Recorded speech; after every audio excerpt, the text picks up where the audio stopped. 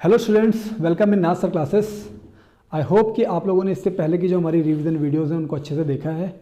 मैं ट्राई कर रहा हूँ कि आपके लिए बहुत कंप्राइज करके, बहुत शॉर्ट करके वीडियोस को बनाऊँ, बट साथ साथ मुझे ये भी ध्यान देना है कि हर एक चीज़ का मतलब एक कंप्लीट रिवीजन हो आपका, और उसके लिए मैं प्रॉपरली एनसीईआरटी को यूज़ कर रहा हूँ।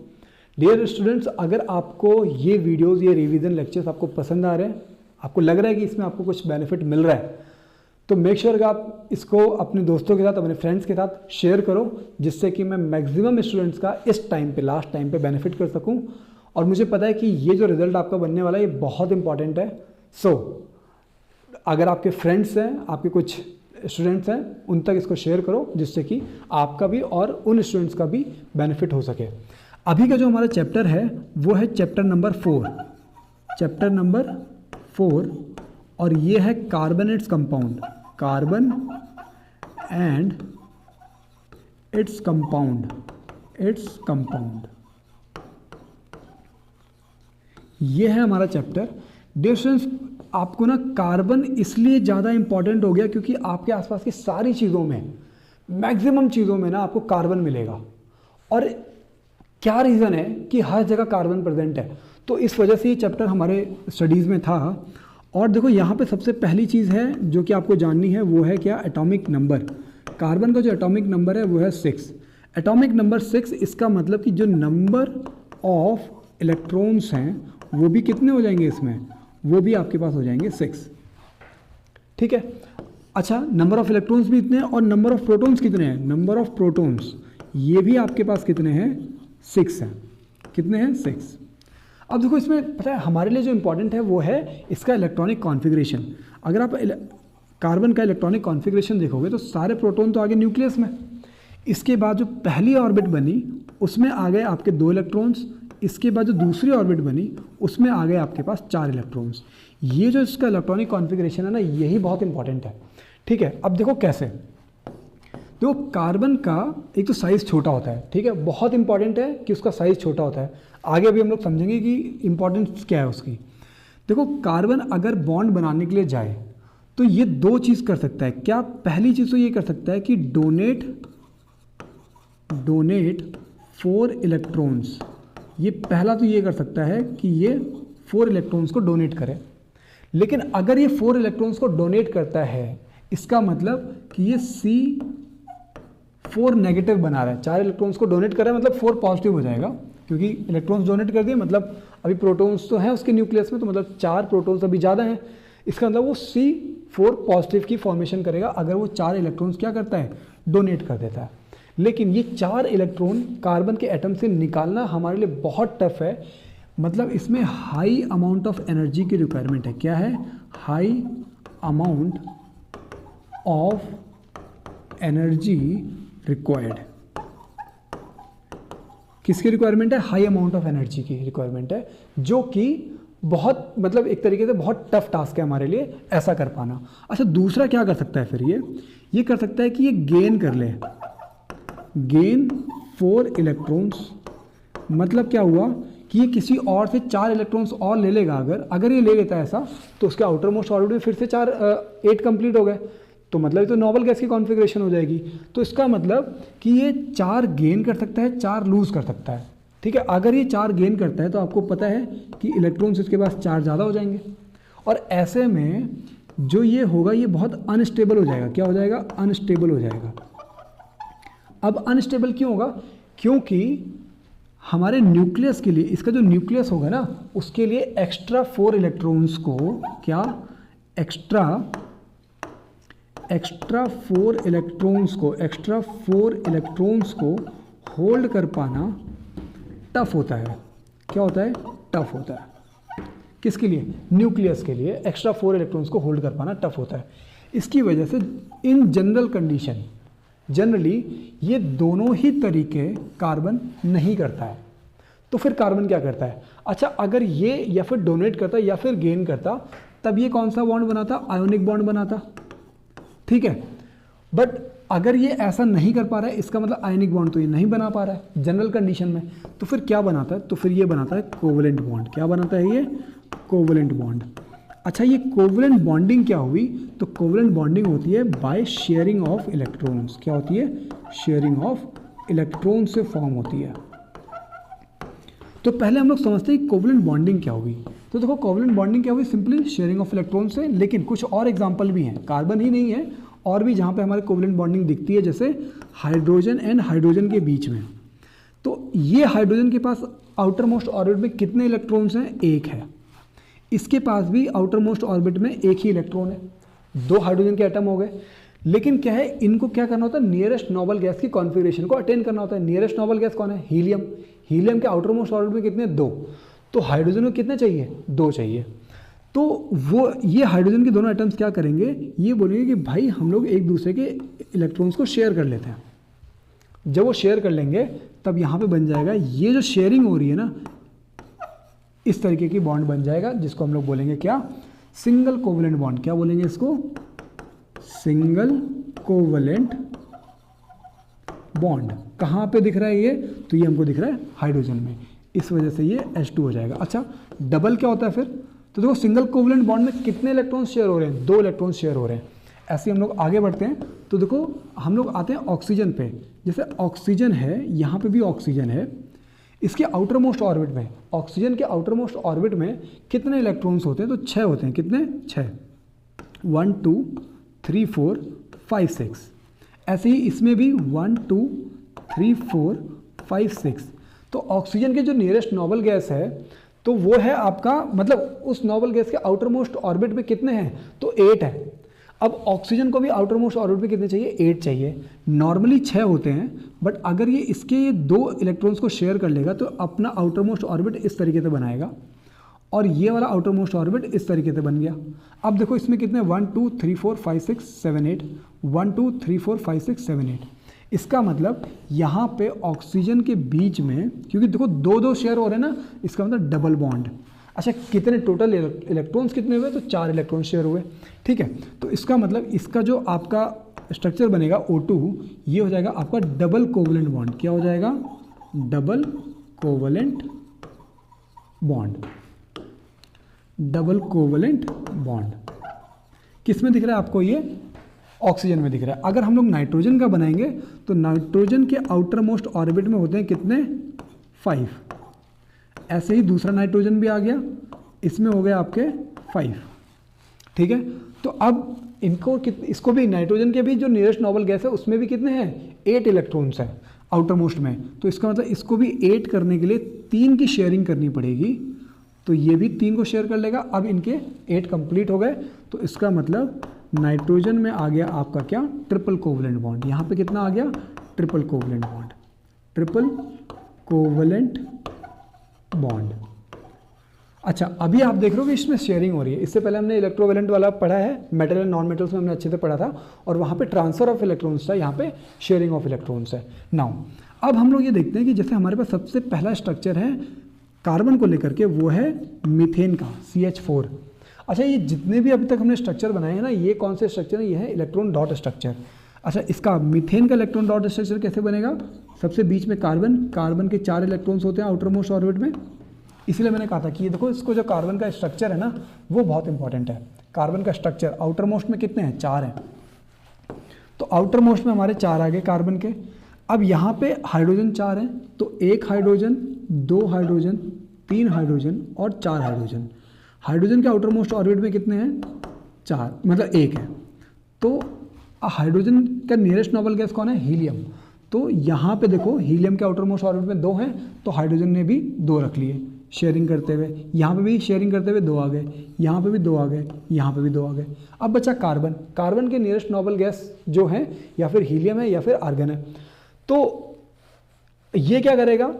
कार्बन क्या करेगा? तो ये कार्बन इस तरीके से बॉन्ड को अपना फॉर्म कर देगा। ये है electron dot structure of methane. अब देखो कार्बन के आउटर मोस्ट ऑर्बिट में कितने आ रहे हैं? 1 2 3 4 5 6 7 8। ठीक है, अच्छा, इसका स्ट्रक्चर बनाओगे तो आप इस तरीके से भी इसको रिप्रेजेंट कर सकते हो। ठीक है, चलो अब आपको ये समझ में आ गया कि भाई कार्बन में जो बॉन्डिंग आ रही है वो कौन सी है? कोवलेंट बॉन्डिंग है। कोवलेंट बॉन्ड क्या होता है वो भी आपको समझ में आ गया। नेक्स्ट देखते हैं जरा, नेक्स्ट क्या है?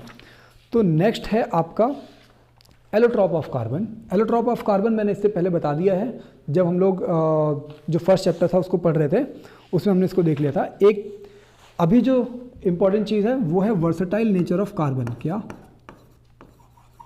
Versatile nature of carbon.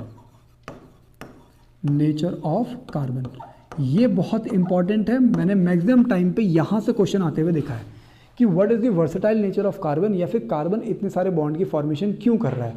ठीक है, तो उसमें पहला जो रीज़न है वो है क्या? वो है कैटिनेशन। क्या है? कैटिनेशन। अब ये कैटिनेशन होता क्या है? तो कैटिनेशन को आप बहुत एक ही लाइन में याद रखोगे, सेल्फ लिंकिंग। क्या? Self linking.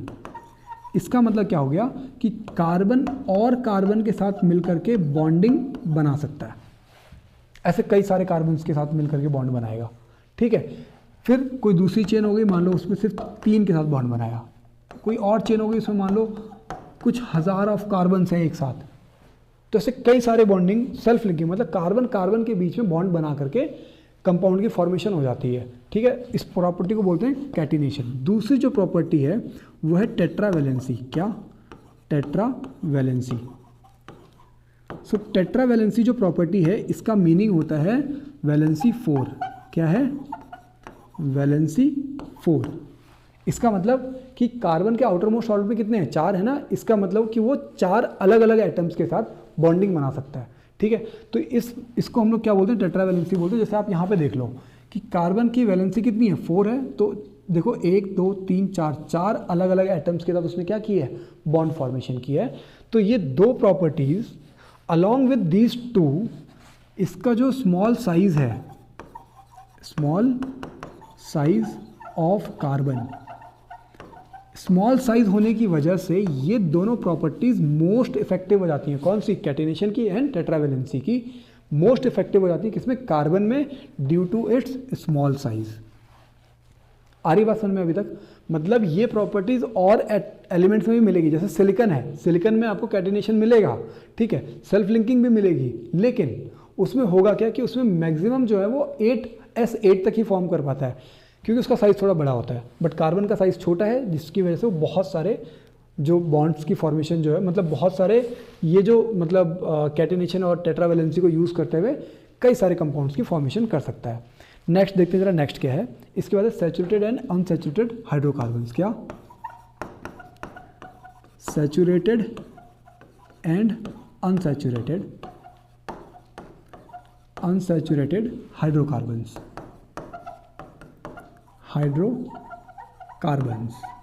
Saturated and unsaturated. Saturated का मीनिंग समझो। सैचुरेटेड का मतलब जैसे पानी में अगर आप चीनी घोल रहे हो तो वो कंडीशन जिसके बाद और पानी में चीनी घोलना बंद हो जाए। ठीक है, मतलब आप चीनी घोल रहे थे, एक ऐसी कंडीशन आएगी कि चीनी का घुलना बंद हो जाएगा, तो उसका मतलब सैचुरेटेड सॉल्यूशन हो गया। सो सैचुरेटेड का मतलब क्या हुआ कि कार्बन में जितनी भी इसकी 4 बॉन्ड्स थी वो कंप्लीट हो गई। जैसे कि ये कार्बन है, इसके चारों बॉन्ड्स कंप्लीट हो गए, तो ये सैचुरेटेड हो गया। अब ये अनसैचुरेटेड क्या होगा कि जैसे कार्बन है, ये दूसरे कार्बन के साथ डबल बॉन्ड कर रहा है, और यहाँ पे अभी देखोगे आप क्या कि अब ये बॉन्ड टूट करके एक और हाइड्रोजन अभी जुड़ सकता है दोनों तरफ। इसका मतलब ये अनसैचुरेटेड है। अभी पॉसिबिलिटी है ना और किसके? हाइड्रोजन के जुड़ने की या फिर क्लोरीन के जुड़ने की। तो इसका मतलब ये क्या हो गया? अनसैचुरेटेड हो गया। ऐसे ही एक और होता है ट्रिपल बॉन्ड वाला। अब इसमें भी क्या है, ये ट्रिपल बॉन्ड जो बना हुआ है कार्बन कार्बन के बीच में, ये बॉन्ड ब्रेक होकर के फर्दर यहाँ पे हाइड्रोजन ऐड हो जाएंगे। ये वाला बॉन्ड ब्रेक होगा और यहाँ पे हाइड्रोजन ऐड हो जाएंगे। इसका मतलब एडिशन अभी भी पॉसिबल है। तो इसका मतलब ये दोनों के दोनों क्या हैं? अनसैचुरेटेड के टाइप्स हैं। ठीक है, अच्छा, ये जो सैचुरेटेड वाले होते हैं ना, इनको बोलते हैं एल्केन। क्या बोलते हैं? एल्केन बोलते हैं। ये जो डबल बॉन्ड है इसको बोलते हैं एल्कीन। क्या बोलते हैं इसको? एल्कीन। ट्रिपल बॉन्ड को बोलते हैं एल्काइन। ठीक है, अब हम लोग इनका जनरल फॉर्मूला देख लेते हैं। General formula. सो एल्केन का जो जनरल फॉर्मूला है वो है CnH2n+2।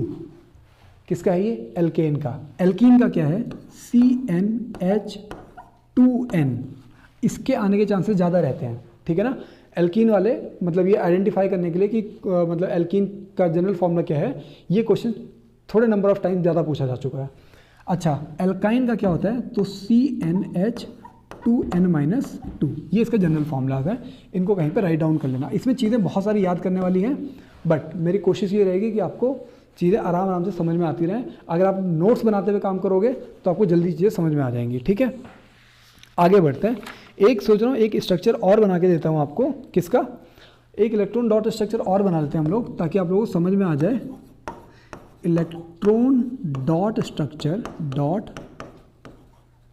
स्ट्रक्चर ऑफ, मान लो इथेन, क्या, इथेन। अब देखो यहाँ पे एन लग रहा है ना, तो एन कहाँ पे है, ये रहा एन, यहाँ से समझ में आ जाएगा आपको। एन है मतलब सारे सिंगल बॉन्ड होंगे, फिर सैचुरेटेड हाइड्रोकार्बन है। अच्छा, इथेन कैसे बनेगा, तो मेथ एथ हो गया, 2 हो गए। अब इन सबका सिंगल बॉन्ड, ठीक है। अभी आप समझते हुए चलो, जैसे ही चैप्टर कंप्लीट होगा आपको बहुत सारी चीज़ें समझ में आ जाएंगी। एक बार इसका रिवाइज कर लेना, ठीक है, क्योंकि सारे के सारे सिंगल बॉन्ड होने इसमें। तो अब यहाँ पे अगर आप हाइड्रोजन को लगा दो, ठीक है, तो नॉर्मली ये स्ट्रक्चर बन जाता है। लेकिन आपको बोला इलेक्ट्रॉन डॉट स्ट्रक्चर, तो इलेक्ट्रॉन डॉट स्ट्रक्चर कैसे बनेगा वो देखो। हमने बनाए 2 कार्बन, कार्बन के आउटर मोस्ट ऑर्बिट में हुए 4, इसके भी 4, ठीक है। यहाँ पे हाइड्रोजन लगेगा, जितने भी हैं सेपरेटली इन सबको हाइड्रोजन लगा दो, ये हाइड्रोजन लग गया, ये है इलेक्ट्रॉन डॉट स्ट्रक्चर, ठीक है ना। और फिर इसके बाद सबकी जो आउटर मोस्ट ऑर्बिट है उसको कंप्लीट करते हुए दिखा दो। ये हाइड्रोजन का कंप्लीट हो गया। अब कार्बन का ही बनाओ, तो इस वाले कार्बन का तो ये हो जाएगा, इस वाले कार्बन का ये हो जाएगा। अच्छा, इसमें ये वाला यूज़ नहीं हो पाया, इसको यहाँ पे लेकर के आते हैं, हाँ अब बना देते हैं ये, और यहाँ पे ये अभी बन गया। ये है किसका, electron dot structure of ethane. समझ में आ गया। इलेक्ट्रॉन डॉट स्ट्रक्चर में क्या बनाना है आपको, आउटर मोस्ट ऑर्बिट में कितने हैं, कार्बन के 4 और हाइड्रोजन का 1, उनसे आपको बॉन्डिंग बनाते हुए इस तरीके से इसको रिप्रेजेंट करना है। ठीक है, आगे बढ़ते हैं, ज़रा आगे देखते हैं कि क्या चीज़ है। नेक्स्ट टॉपिक, नेक्स्ट है आपका रिंग। अच्छा, यहाँ पे एक बेंजीन की बात कर रहे हैं। देखो, जो भी अपने पास कार्बन कंपाउंड बनेंगे, क्या कार्बन कंपाउंड्स जो आपके पास बनेंगे उसमें कई सारे फॉर्म्स हैं, जैसे चेन है, फिर ब्रांच है, फिर रिंग है, ठीक है। जो चेन वाला है ना, चेन वाले का एक एग्जांपल देख लो। जैसे सारे कार्बन अगर लाइन से लगे हुए हैं, तो ये जो आपका कंपाउंड बना, ये जो आपका कंपाउंड बना, ये चेन कंपाउंड है। अच्छा, जहाँ पे मैंने ये छोड़ रखे हैं, यहाँ पे सब जगह कहाँ क्या है, हाइड्रोजन है। जैसे हाइड्रोजन हाइड्रोजन हाइड्रोजन, ऐसे पूरे में हाइड्रोजन है, ठीक है ना। तो ये चेन कंपाउंड हो गया, मतलब अगर एक लाइन से सारे कार्बन है तो वो चेन कंपाउंड हो गया। ब्रांच कंपाउंड क्या हो गया, जैसे लाइन से तो हैं बट बीच में भी कहीं पे कार्बन लगा हुआ है, तो ये जो कंपाउंड अभी बन रहा है, जहाँ पे हमने अभी बॉन्डिंग छोड़ी हुई, वहाँ पे सब क्या है, हाइड्रोजन है, ठीक है। तो इस टाइप का जो कंपाउंड बनेगा वो बनेगा आपका ब्रांच। रिंग कैसे बनेगा, तो रिंग का देखो कैसे होगा। ये जो है, एक एग्जांपल भी दे देता हूँ क्योंकि ये कई बार पेपर में आया हुआ है, ये वाला एग्जांपल, ठीक है। ये जो स्ट्रक्चर है, ये है बेंजीन का स्ट्रक्चर। किसका, बेंजीन का स्ट्रक्चर। ये आपकी बुक में दिया हुआ है और ये आता भी है कभी कभी ना। तो ये रिंग कंपाउंड्स में आता है। अब इसमें हर दूसरा बॉन्ड जो है वो डबल बॉन्ड होगा। देखो, एक सिंगल एक डबल, एक सिंगल एक डबल, एक सिंगल एक डबल, ठीक है। अच्छा, इसका फॉर्मूला क्या होता है, इसका फॉर्मूला होता है C6H6, ठीक है। क्योंकि देखो जितने बॉन्ड, जैसे अब इसका कार्बन का 1 2 3 बॉन्ड हो गए, एक बॉन्ड बचा हुआ है। ऐसे इस कार्बन का 1 2 3 एक बॉन्ड बचा हुआ है, 1 2 3 और एक बॉन्ड, फिर 1 2 3 एक बॉन्ड, 1 2 3 एक बॉन्ड, ठीक है। ऐसे ही इसका भी एक बॉन्ड आ जाएगा। इन सब जगहों पे क्या है, हाइड्रोजन है, ठीक है। तो ये हो गया बेंजीन का स्ट्रक्चर, ठीक है, C6H6। नाउ आगे बढ़ते हैं ज़रा। अब इसके बाद है हमारा क्या, फंक्शनल ग्रुप। क्या, फंक्शनल ग्रुप।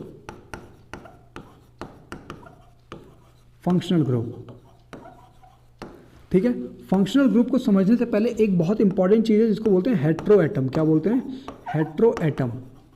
ये जो हेट्रो एटम होते हैं ना, ये वो एटम्स हैं जिनसे कोई फंक्शनल ग्रुप किसी कार्बन चेन से कंबाइन करता है। जैसे ये देखो, ये कार्बन चेन है अभी, ठीक है ना। अब कोई दूसरा फंक्शनल ग्रुप, मतलब ग्रुप ऑफ एटम्स, ये फंक्शनल ग्रुप क्या होते हैं? ग्रुप ऑफ एटम्स होते हैं, ठीक है, जो इस कार्बन चेन से या फिर कार्बन के किसी कंपाउंड से आकर के जुड़ जाएंगे। जुड़ने के बाद वो पूरी प्रॉपर्टीज चेंज कर देंगे, ठीक है। तो फंक्शनल ग्रुप की अगर डेफिनेशन लिखी जाए तो क्या? Functional group are the group of atoms which combine with the carbon chain or carbon compound and change its properties. समझ में आ रहा है अभी? तो ग्रुप ऑफ एटम्स जो कि कार्बन कंपाउंड के साथ लगेंगे और उसकी प्रॉपर्टीज को चेंज कर देंगे, उन ग्रुप ऑफ एटम्स को हम लोग क्या बोलते हैं? फंक्शनल ग्रुप बोलते हैं, ठीक है। अच्छा, फंक्शनल ग्रुप जिस एटम के से किसी कार्बन कंपाउंड से कंबाइन होता है ना, उस एटम को हम लोग क्या बोलते हैं? उसको बोलते हैं हम लोग हेट्रो एटम। जैसे एग्जांपल के लिए, जैसे कुछ फंक्शनल ग्रुप्स के जरा नाम देख लेते हैं। जैसे यहाँ पे एल्डिहाइड हो गया, एल्डिहाइड, फिर एल्कोहल हो गया, एल्कोहल, फिर कीटोन हो गया, फिर कार्बोक्सिलिक एसिड हो गया, कार्बोक्सिलिक एसिड हो गया, ठीक है। और एक होता है हमारा हैलोजन ग्रुप। क्या? हैलोजन ग्रुप, ठीक है। देखो, एल्डिहाइड में जो आपका मतलब जो ग्रुप ऑफ एटम्स है वो है CHO। क्या है? CHO, ठीक है। ऐसी एल्कोहल में जो है वो है OH, कीटोन में जो है वो है CO, ठीक है। कीटोन में क्या है? CO है। कार्बोक्सिलिक एसिड में COOH, इस तरीके से है। अच्छा, हेलोजन जो है, हेलोजन में आपका हो जाता है क्लोरीन हो जाता है, आपका ब्रोमीन हो जाता है, आपका आयोडीन हो जाता है, फ्लोरीन भी हो जाता है इसमें, और आयोडीन भी हो जाता है, ठीक है ना। तो ये जो है ये हेलोजन ग्रुप के हैं, ये हेलोजन ग्रुप के पार्ट है, ठीक है। अच्छा, अगर किसी में अगर एल्डिहाइड अगर जुड़ा हुआ है तो जैसे देखो एक एग्जांपल देख लेते हैं ज़रा, एक एग्जांपल ये देख लेते हैं। जैसे CH, फिर यहाँ पे हमने यहाँ पे इसका डबल बॉन्ड बना करके और यहाँ पे अगर हमने इसको H कर दिया, ठीक है। तो ये देखो क्या है कि ये ग्रुप कौन सा है? CHO ग्रुप है, CHO, ये CHO ग्रुप है जो कि किसी कार्बन चेन, जैसे ये कार्बन चेन थी, ठीक है ना, 1 2 3 ये कार्बन चल रहा था, इसके साथ CHO ग्रुप पूरा हमको दिख रहा है। तो इसका मतलब ये हो गया तुम्हारा क्या? एल्डिहाइड हो गया, ठीक है ना, ये एल्डिहाइड हो गया। ऐसे ही मान लो अगर हमको OH लगाना है, जैसे C यहाँ पे हमने OH लगा दिया, ठीक है। तो ये कौन सा? अल्कोहल ग्रुप हो गया, ये कौन सा? अल्कोहल ग्रुप हो गया। ऐसे ही मान लो कीटोन लगाना है, तो जैसे देखो ये C यहाँ पे अगर हमने O लगा दिया, तो अब आप देखोगे कि यहाँ पे आपको क्या, यहाँ पे आपको कितने, ठीक है अभी, हाँ, तो यहाँ पे आपको CO दिख रहा है। क्या दिख रहा है? CO। ध्यान रखना, कीटोन हमेशा बीच में लगता है, तो ये कीटोन ग्रुप हो गया। ऐसे ही कई सारे कार्बन, मतलब अभी तो जैसे 3 बनाए मैंने, ऐसे आप 7 8 और बना दो कार्बन, ठीक है, बट यहाँ पे बीच में O लगा दो, तो मतलब ये क्या बन जाएगा? पूरा का पूरा कीटोन बन जाएगा। आ रही बात समझ में? COOH अगर करना है तो मतलब अभी आपको समझ में आ गया कि इसमें होना क्या है, ठीक है। नाउ अब इसमें एक चीज़ ये है कि अभी जब नेमिंग करेंगे तो हम लोग देखेंगे, अभी के लिए आप ये समझ लो कि देखो, अच्छा यहाँ पे ये जो ग्रुप है फंक्शनल ग्रुप, ये ऑक्सीजन के साथ जुड़ रहा है, तो इसलिए हेट्रो एटम, इसका एल्डिहाइड का हेट्रो एटम क्या हो गया? ऑक्सीजन हो गया। ऐसे ही अल्कोहल का भी हेट्रो एटम देखो, कार्बन चेन के साथ O जुड़ रहा है ना, तो ये ऑक्सीजन हो गया, ठीक है। हेट्रो एटम क्या हो जाएगा? ऑक्सीजन हो जाएगा। फंक्शनल ग्रुप क्या हो जाएगा? ये फंक्शनल ग्रुप है। हेट्रो एटम आपको खुद से चेक करना पड़ेगा। हेट्रो एटम देखो कार्बन के साथ ऑक्सीजन लग रहा है, तो इसका मतलब हेट्रो एटम कौन है? ऑक्सीजन है। जनरली आपके पास जो हेट्रो एटम दिया गया है इन सब में वो ऑक्सीजन ही है। क्या? हेट्रो एटम इन सब में हेलोजन ग्रुप को छोड़ करके इन सब में क्या है? ऑक्सीजन है। इतना समझ में आ गया। अब आगे बढ़ते हैं। देखो फंक्शनल ग्रुप अभी समझ में आ गया, फंक्शनल ग्रुप आज उसकी डेफिनेशन भी आप लोगों को समझ में आ गई है। आगे देखते हैं, तो आगे है होमोलोगस सीरीज। देखो अभी मैंने क्या बोला, आप इस पूरे चैप्टर को ना एक बार देख लो, पूरे चैप्टर को देख लो, इसके बाद आपको नॉलेज पता लगे ना कि ये चीज़ें हैं, ये चीज़ें, ये चीज़ें, ये चीज़ें। फिर जब इसका रिवीजन करोगे ना आपको तब समझ में आएगा चीज़ें कि अच्छा हाँ एग्जैक्टली इसमें क्या चीज़ें चल रही हैं। एक बार पढ़ने में ये चैप्टर नहीं आएगा समझ में, जब इसका रिवाइज करोगे तब अच्छे समझ में आएगा। ठीक है, इसके बाद है होमोलोगस सीरीज। क्या है? Homologous series. अब होमोलोगस सीरीज क्या है, जैसे देखो इसको भी समझ लो, जैसे अगर आपका कोई भी आपने कार्बन कंपाउंड्स की चेन बना ली, सीरीज बना लिया, एक कार्बन कंपाउंड, दूसरा कार्बन कंपाउंड, तीसरा कार्बन कंपाउंड, चौथा कार्बन कंपाउंड, ऐसी आपने एक सीरीज बना ली। अगर ऐसी कोई सीरीज है जिसमें सक्सेसिव कंपाउंड्स के बीच में जो डिफरेंस है वो CH2 का है, क्या होमोलोगस सीरीज में डिफरेंस कितने का होगा, CH2। ये जो है ये है मॉलिक्यूलर डिफरेंस, क्या है ये, मॉलिक्यूलर डिफरेंस, क्या है ये, मॉलिक्यूलर डिफरेंस हुआ, ठीक है। तो CH2 का मॉलिक्यूलर डिफरेंस होना चाहिए। अच्छा, मास डिफरेंस जो होता है वो 14 यूनिट्स का होता है, 14 यूनिट्स, इसको मैं अच्छे से लिख देता हूँ। मास डिफरेंस, मास डिफरेंस, मास डिफरेंस देखो, कार्बन का मास कितना होता है 12 प्लस 2 हाइड्रोजन है, मतलब 1 हाइड्रोजन प्लस 1 हाइड्रोजन, ठीक है ना। तो टोटल कितना आ रहा है, 14 यूनिट्स का मास डिफरेंस आ रहा है। मास डिफरेंस कितने का होता है, 14 यूनिट्स का होता है। और मॉलिक्यूलर डिफरेंस कितने का होता है, CH2 का होता है। एक एग्जांपल भी देख लेते हैं जरा, एग्जांपल से आपको ये चीज़ ज़्यादा अच्छे समझ में आएगी कि होमोलोगस सीरीज क्या हुआ। जैसे मैंने बनाया CH4, फिर मैंने बनाया C2H6, फिर मैंने बनाया C3H8, फिर मैंने बनाया C4H10। इन दोनों के बीच में जो डिफरेंस है देखो, एक कार्बन बढ़ रहा है, क्या एक कार्बन बढ़ गया, 2 हाइड्रोजन बढ़ गया। ऐसे ही इन दोनों के बीच में अगर आप देखोगे तो एक कार्बन बढ़ गया और 2 हाइड्रोजन बढ़ गए। समझ में आ गया इतना, ठीक है। ये चैप्टर थोड़ा लेंदी होने वाला है, बट कई सारे बच्चों को इसमें डाउट है, इस वजह से मैं इसको थोड़ा स्लो पढ़ा रहा हूँ, ठीक है। तो ये हो गया होमोलोगस सीरीज। ऐसी एक सीरीज मैंने बनाई, ऐसे आप कई सारी सीरीज बना सकते हो। बस ध्यान ये रखना कि डिफरेंस कितने का होना चाहिए, CH2 का डिफरेंस होना चाहिए सक्सेसिव कंपाउंड्स के बीच में, तो वो होमोलोगस सीरीज बन जाएगी, ठीक है। नेक्स्ट हम लोग आते हैं किस पे, नॉमेनक्लेचर पे आते हैं, ठीक है। नॉमेनक्लेचर, अब नॉमेनक्लेचर का मीनिंग समझो पहले। नॉमेनक्लेचर, नॉमेनक्लेचर का मीनिंग हुआ नामकरण करना, ठीक है ना, कि कंपाउंड्स को आप नाम कैसे दोगे, ठीक है। तो नॉमेनक्लेचर का मतलब क्या हो गया, नामकरण करना। अच्छा, ये जो है ये दिया किसने, मतलब ये इसके जो रूल्स हैं वो IUPAC, इसका फुल फॉर्म है international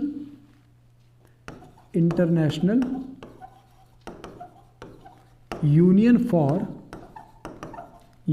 for pure and applied chemistry, क्या, अप्लाइड केमिस्ट्री। समझ में आ रहा है अभी। तो ये है IUPAC ने जो ये नॉमेनक्लेचर के जो सेट ऑफ रूल्स दिए गए हैं, ये IUPAC ने दिए हैं। इसमें पहला काम ये करना होता है कि नंबर ऑफ कार्बन एटम्स देखो, नंबर ऑफ कार्बन एटम्स देखो, मतलब मान लो किसी का नाम अगर देखना है आपको, जैसे मान लो इसका नाम देखना है हमें OH, इसका हमको नाम देखना है कि नाम क्या होगा। तो सबसे पहला हमने काम किया कि नंबर ऑफ कार्बन एटम्स, तो 1 2 3 4, तो मतलब meth eth prop but, meth eth prop but, तो मतलब मेन जो आ गया आपका रूट वर्ड वो है ब्यूट, ठीक है। दूसरा क्या देखना होता है, दूसरा इसमें देखना होता है कि इसमें फंक्शनल ग्रुप कौन सा है, फंक्शनल ग्रुप। तो फंक्शनल ग्रुप एक टाइप से ये भी देख सकते हो आप कि सारे सिंगल बॉन्ड है ना, कार्बन के साथ सारे सिंगल बॉन्ड है, कार्बन कार्बन के बीच में सारे सिंगल बॉन्ड है। इसका मतलब क्या आएगा, इसमें एन आ गया, एल्केन का एन आ गया, क्या एन, तो ब्यूटेन आ गया, ठीक है। दूसरा इसमें जो फंक्शनल ग्रुप है वो OH वाला है, OH फंक्शनल ग्रुप है अपने आप में, तो मतलब ये क्या हो गया आपका अल्कोहल हो गया। और अल्कोहल के लिए हम लोग क्या लगाते हैं, OH लगाते हैं, क्या लगाते हैं, OL लगाते हैं। OH तो वहाँ पे हो गया फंक्शनल ग्रुप, और उसके लिए OL लगाते हैं। तीसरी चीज़ देखो क्या है कि अगर आपका सफिक्स लगना है या प्रीफिक्स लगना है, सफिक्स और प्रीफिक्स, तो देखो इसमें प्रीफिक्स क्या होता है, जो पहले लगता है, सफिक्स मतलब बाद में लगता है। ये जो फंक्शनल ग्रुप था अल्कोहल वाला, इसका क्या लगा हमारा, इसका लगा हमारा सफिक्स मतलब बाद में, तो वो हमने बाद में लगा दिया OL करके। अब इसके बाद अगर ये वॉवल से स्टार्ट होता है, किससे, वॉवल से स्टार्ट होता है, मतलब ये जो OL है फंक्शनल ग्रुप कोई सा भी होगा, तो उसके वजह से यहाँ पे कुछ लगेगा। अगर उसका स्टार्टिंग का वर्ड क्या है, वॉवल है, वॉवल का मतलब AEIOU, इसमें से अगर कुछ भेजो कि यहाँ पे O है तो हम लोग क्या करेंगे, रिप्लेस कर देंगे किसको, replace E of parent name, मतलब जिसको पहले से नाम था ई के साथ, मतलब ब्यूटेन करके था ना, तो इसका ई हटा देंगे और ओल बन जाएगा। तो ये क्या हो जाएगा, पूरा का पूरा नाम क्या हो जाएगा, ब्यूटेनॉल। क्या नाम हो जाएगा, ब्यूटेनॉल, ये नाम हो जाएगा इसका। ठीक है ना। तो अभी आपको पूरा समझ में आ गया है कि इसका नामकरण किस तरीके से होगा। ठीक है। नाउ अब जरा मैं आपको फंक्शनल ग्रुप में ये बता देता हूँ कि नाम में जब हम लोग लिखेंगे तो हम लोग एल्डिहाइड के लिए AL लगाते हैं, जैसे अभी हमने OL लगाया था। ठीक है। किसके लिए, अल्कोहल के लिए OL आएगा, अल्कोहल के लिए OL आएगा नाम के लास्ट में, और एल्डिहाइड के लिए AL आएगा। कीटोन के लिए ON आएगा, ONE, ON आएगा। कार्बोक्सिलिक एसिड के लिए ओइक एसिड आएगा, क्या आएगा, ओइक एसिड। अभी मेरे ख्याल से आप लोग बहुत अच्छे से समझ गए होंगे। अच्छा, ये सारे के सारे क्या थे, सफिक्स थे। ये सारे सारे क्या थे, सफिक्स थे। ये है, ये क्या है, ये है सफिक्स, ये क्या है, सफिक्स। और ये जो लगाएंगे, इसको लगाएंगे हम लोग प्रीफिक्स। क्या लगाएंगे, प्रीफिक्स। प्रीफिक्स Cl का हो गया तुम्हारा क्लोरो, क्या हो जाएगा, क्लोरो। Br का क्या हो जाएगा, ब्रोमो, क्या हो जाएगा, ब्रोमो। फ्लोरो, फ्लोरो, और इसका आयोडो। समझ में आ रहा है। ये हो गए इसके प्रीफिक्स। किसी भी, अगर लेट सपोज एक एग्जांपल भी देता हूँ, CH3 मान लो यहाँ पे Cl है, ठीक है ना। तो देखो मेथ एथ, तो यहाँ पे तो ये इथेन हो गया, क्योंकि सारे के सारे सिंगल बॉन्ड होंगे इसके कार्बन कार्बन के बीच में, तो ये इथेन हो गया। लेकिन Cl लगा हुआ है, और Cl जो है वो क्या है, ये जो है ये क्या है, ये प्रीफिक्स है। क्या है ये, प्रीफिक्स है। तो प्रीफिक्स का क्या आएगा, ये क्लोरो आएगा, क्योंकि Cl का क्या आएगा, क्लोरो। तो यहाँ पे क्या आ जाएगा, क्लोरो इथेन। अभी समझ में आ गया होगा आपको नेमिंग कैसे करनी है। ठीक है ना। नाउ आगे बढ़ते हैं फटाफट। ये चैप्टर थोड़ा सा लेंदी होने वाला है, क्योंकि काफ़ी सारे बच्चों को इसमें डाउट रहता है, इस वजह से मैंने इसको थोड़ा लेंदी करके पढ़ा दिया। ठीक है। कंबशन। अब इसके बाद जो भी अपने कार्बन कंपाउंड्स हैं उसमें एक हम लोग देखते हैं कि कंबशन क्या होता है। क्या, कंबशन। कंबशन का मतलब होता है जलना, किसी चीज़ का जलना। जलेगा कैसे ये, जैसे कार्बन है तो अगर ऑक्सीजन के साथ इसको रिएक्ट करा दोगे तो ये CO2 की फॉर्मेशन कर देगा। ऐसे ही अगर मैं मीथेन की रिएक्शन करा दूंगा O2 के साथ तो ये हो जाएगा तुम्हारा CO2 प्लस H2O। ध्यान रखना, जब भी कोई कार्बन, हाइड्रोकार्बन कंबशन हो रहा है, किसी हाइड्रोकार्बन का कंबशन हो रहा है, तो मिल क्या रहा है, CO2 मिल रहा है, CO2 और H2O मिल रहा है। ध्यान रखना कि किसी भी हाइड्रोकार्बन का जब कंबशन होगा तो हमको मिलेगा क्या, CO2 और H2O। इस चैप्टर से जो लास्ट में जो चीज़ें हैं वो ज़्यादा इंपॉर्टेंट हैं, बट वहाँ तक हम लोग आराम से पहुँचेंगे। पहले नाउ जो दूसरी रिएक्शन है वो है ऑक्सीडेशन। क्या है, ऑक्सीडेशन। ठीक है। ऑक्सीडेशन में हम लोग देखो इंपॉर्टेंट क्यों है वो समझो। ऑक्सीडेशन में हम लोग इथेनॉल को CH3CH2OH, ये क्या है, इथेनॉल है, इसका हमको ऑक्सीडेशन करना है, तो मतलब ऑक्सीडाइजिंग एजेंट होना चाहिए हमारे पास। तो पहला ऑक्सीडाइजिंग एजेंट है KMNO4 और दूसरा K2Cr2O7, पोटेशियम डाइक्रोमेट, K2Cr2O7। इन दोनों, ये भी ऑक्सीडाइजिंग एजेंट है, ये भी ऑक्सीडाइजिंग एजेंट है। Oxidising agent are those compounds which donate their oxygen to other and oxidise them. मतलब ये अपना ऑक्सीजन इसको दे देगा, ठीक है ना, और इसकी वजह से इसके बाद ज़्यादा ऑक्सीजन हो जाएंगे तो क्या हो जाएगा, ये हो जाएगा CH3CH2COOH। एक मिनट रुको जरा, यहाँ पे दो ही कार्बन है तो मतलब हमको लास्ट में भी दो ही कार्बन मिलने चाहिए, तो मतलब CH3COOH और अलॉन्ग विद वाटर H2O। ये जो कंपाउंड है इसका नाम क्या है, इसका नाम है कार्बोक्सिलिक एसिड या फिर इथेनोइक एसिड। क्या है इसका नाम, इथेनोइक एसिड। इथेनोइक एसिड किसकी रिएक्शन हुई, अल्कोहल की, मतलब इथेनॉल की। इथेनॉल की रिएक्शन हुई मतलब इथेनॉल का ऑक्सीडेशन आपने किया और आपको इथेनोइक एसिड की फॉर्मेशन हो गई। ध्यान रखना, ऑक्सीडेशन, जब इथेनॉल का ऑक्सीडेशन होगा तो आपको इथेनोइक एसिड मिलेगा। ठीक है। नाउ आगे चलते हैं। अच्छा, ये क्वेश्चन ना बड़े घुमा करके भी आता है। क्या कि ऑक्सीडेशन किया गया है किसी का और एक मतलब एक ऐसा सब्सटेंस फॉर्म हुआ है जो कि विनेगर में पड़ता है, इस तरीके के क्वेश्चन भी डिज़ाइन किए जाते हैं। तो आपको समझना पड़ेगा कि ऑक्सीडेशन हो रहा है, ऑक्सीडेशन होगा इथेनॉल का और इथेनॉइक एसिड की फॉर्मेशन हो जाएगी। ठीक है, नाउ नेक्स्ट है हमारा एडिशन रिएक्शन। क्या है इसके बाद? एडिशन रिएक्शन है। हाँ,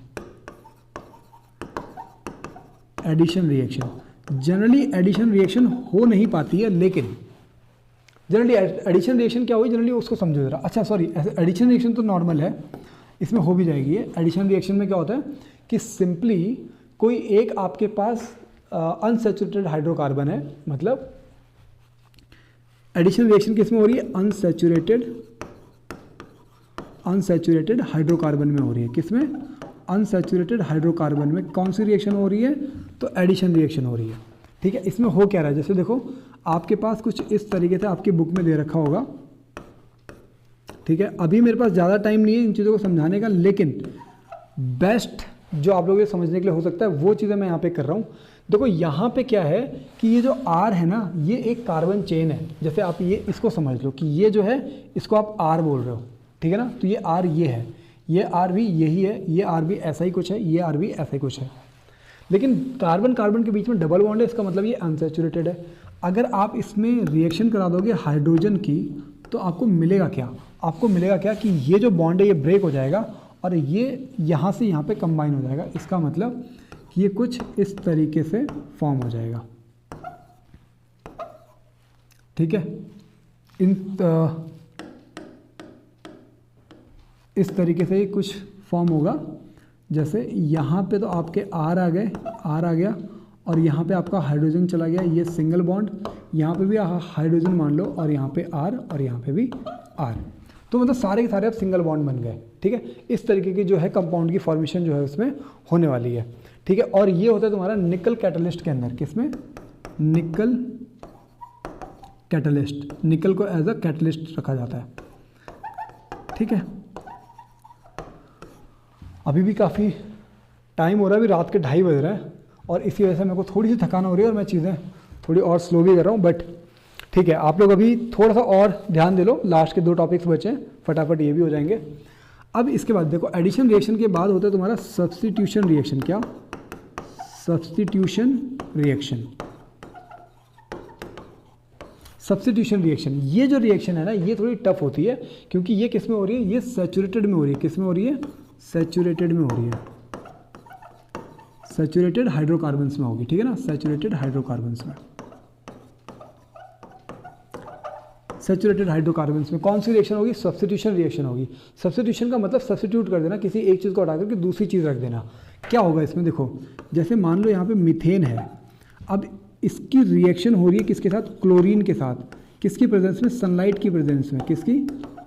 सनलाइट की प्रेजेंस में। होगा क्या कि यहाँ पे CH3Cl की फॉर्मेशन हो जाएगी। देखो एक हाइड्रोजन यहाँ से हटा और एक क्लोरीन यहाँ पे आकर के ऐड हो जाएगा और अलॉन्ग विद HCl की फॉर्मेशन। समझ में आ रहा है?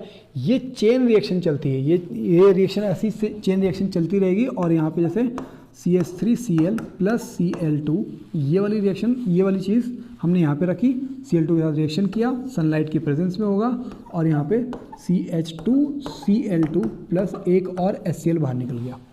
ये ऐसे ही ये रिएक्शन चलती रहेगी जब तक आपका CCl4 नहीं बन जाता। इसको बोलते हैं क्या? Carbon tetrachloride. क्या बोलते हैं इसको? Carbon tetrachloride. टेट्राक्लोराइड। ठीक है, देखो मैंने आपको कहा था कि इस चैप्टर में चीज़ें रटने वाली हैं, याद करना पड़ेगा आपको। अगर आप लोगों ने पहले से पढ़ रखा है ना तो अभी चीज़ें समझ में आ रही होंगी। अगर नहीं पढ़ रखा है तो वो क्या करना है, इस वीडियो को पूरा देखने के बाद एक बार रिवाइज कर लेना। ठीक है, ठीक है, तो ये रिएक्शन तब तक चलेगी जब तक कार्बन टेट्राक्लोराइड की फॉर्मेशन ना हो जाए। नाउ अब आगे हमारा लास्ट टॉपिक, मतलब इसके 2 जो लास्ट मतलब सेकेंड लास्ट जो पॉइंट्स हैं वो है क्या क्या? एक है आपका इथेनॉल। तो हम लोग सबसे पहले पढ़ेंगे इथेनॉल को। इथेनॉल कहाँ कहाँ पे यूज़ होता है? तो एक तो टिंचर आयोडीन में यूज़ होता है। किसमें? टिंचर आयोडीन में यूज़ होता है। ये एक मेडिकल यूज़ है इसका, इथेनॉल का ये मेडिकल यूज़ है। और कफ सिरप में भी यूज़ होता है।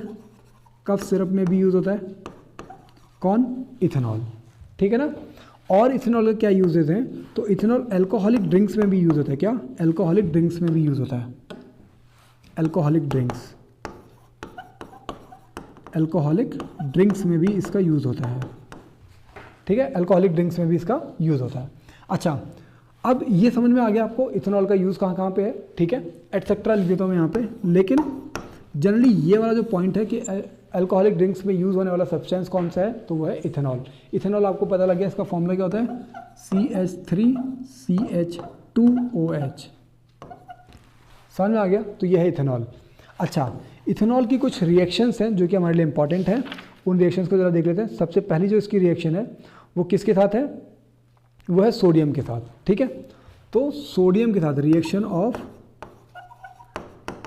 इसकी जो रिएक्शन है, पहली रिएक्शन किसकी, इथेनॉल की, किसके साथ है, सोडियम के साथ। तो Na+CH3CH2OH, जब आप इस रिएक्शन को कराओगे तो यहाँ पे बनेगा क्या, आपका बनेगा CH3CH2ONA plus H2, hydrogen gas जो है वो रिमूव हो जाएगी। ठीक है, इस सब्सटेंस को हम लोग बोलते हैं सोडियम इथॉक्साइड। क्या बोलते हैं इसको, सोडियम इथॉक्साइड। ठीक है, सोडियम इथॉक्साइड की फॉर्मेशन हो जाएगी कब, जब सोडियम जो है वो इथेनॉल के साथ रिएक्ट करेगा। नाउ आगे बढ़ते हैं जरा, ये पहली रिएक्शन हो गई इसकी।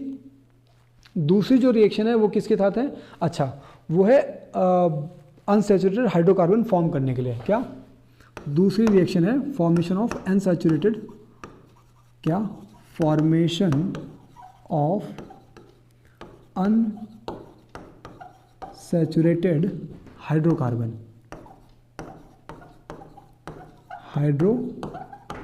कैसे होगा, देखो इथेनॉल से फॉर्म करना है तो CH3CH2OH, इसकी रिएक्शन कराएंगे हम लोग किसके साथ, H2SO4 के साथ। इस रिएक्शन को हम लोग डिहाइड्रेशन रिएक्शन भी बोलते हैं। क्या बोलते हैं, डिहाइड्रेशन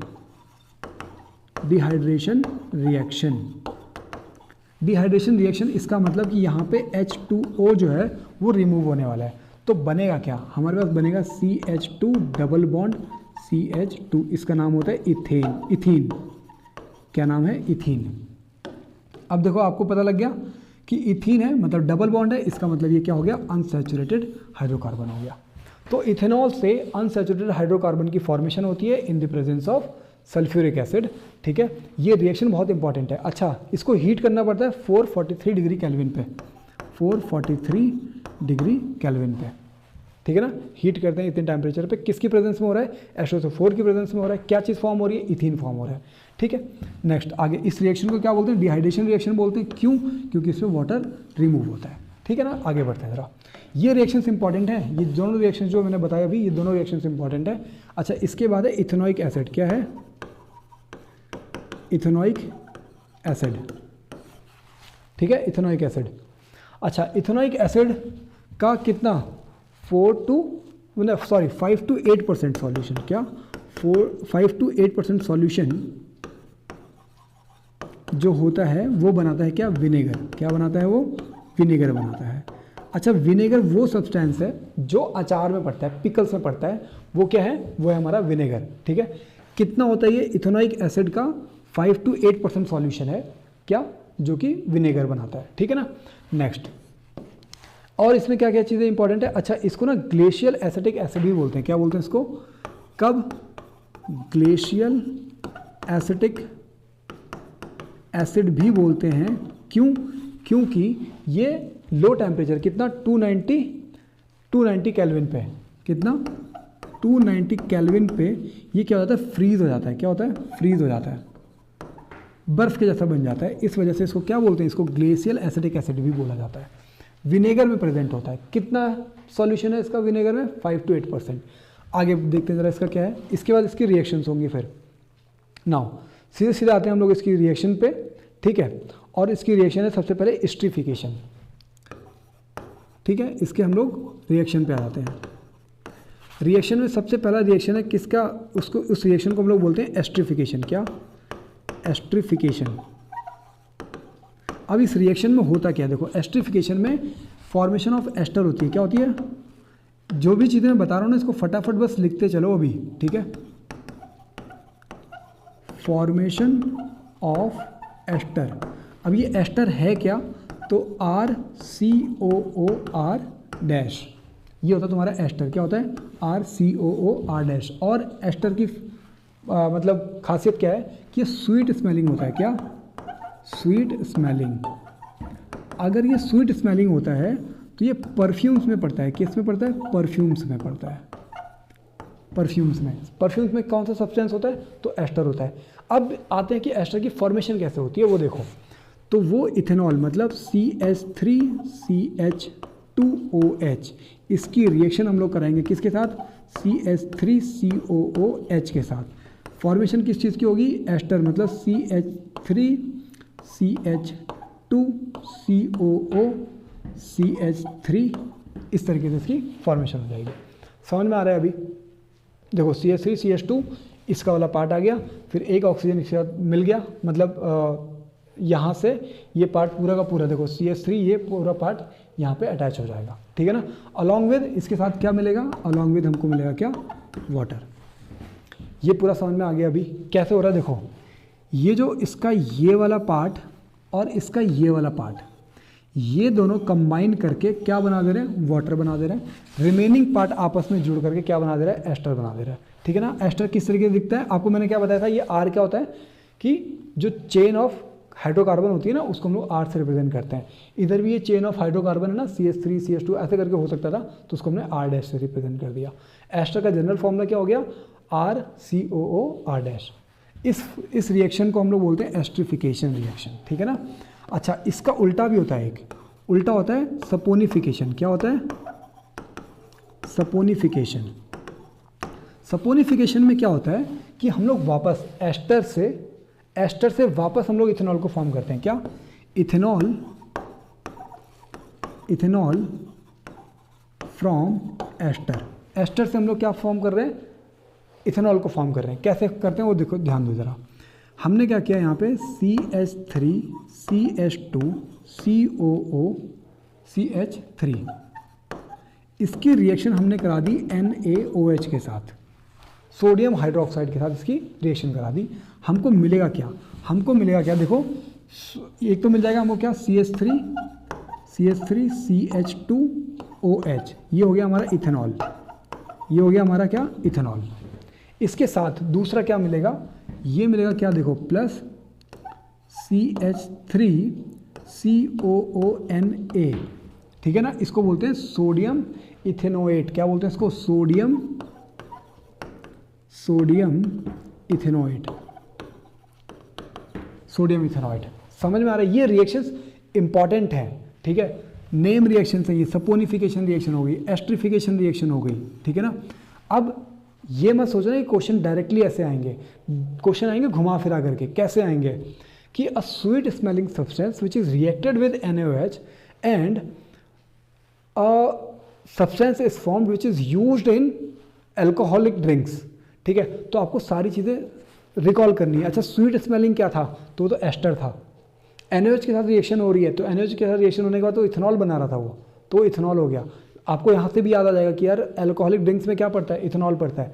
तो ये जो कंपैरेटिव स्टडी है ना, ये इंपॉर्टेंट है, ये आप लोगों को करनी है, ठीक है। आगे बढ़ते हैं जरा। इसका एक और रिएक्शन है, किसका, इथेनोइक एसिड का एक और रिएक्शन जो था हमारा, वो है reaction of with carbonates and hydrogen carbonates. क्या, reaction with carbonates and hydrogen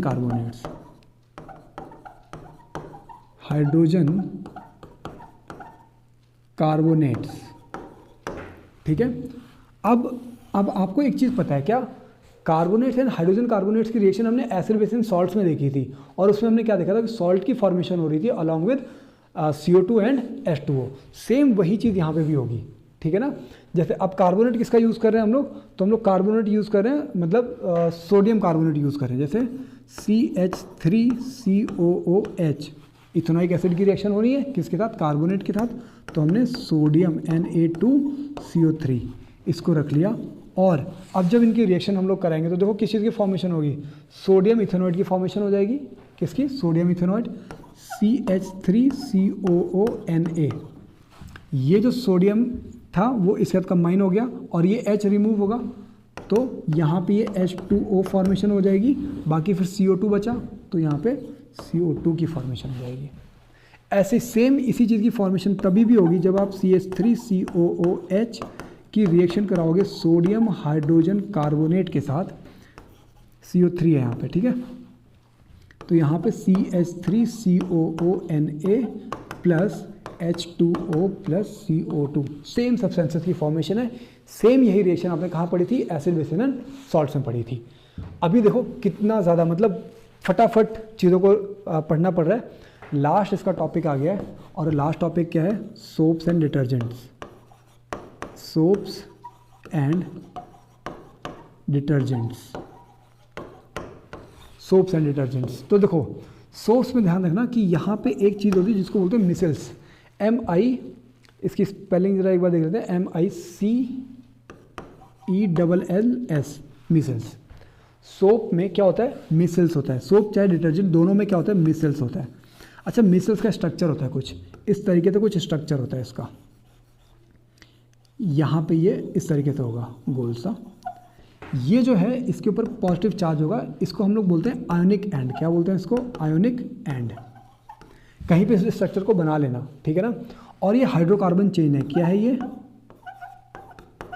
hydrocarbon chain. ये हाइड्रोकार्बन चेन और ये है आयोनिक एंड। ये पूरी हाइड्रोकार्बन चेन और ये आयोनिक एंड।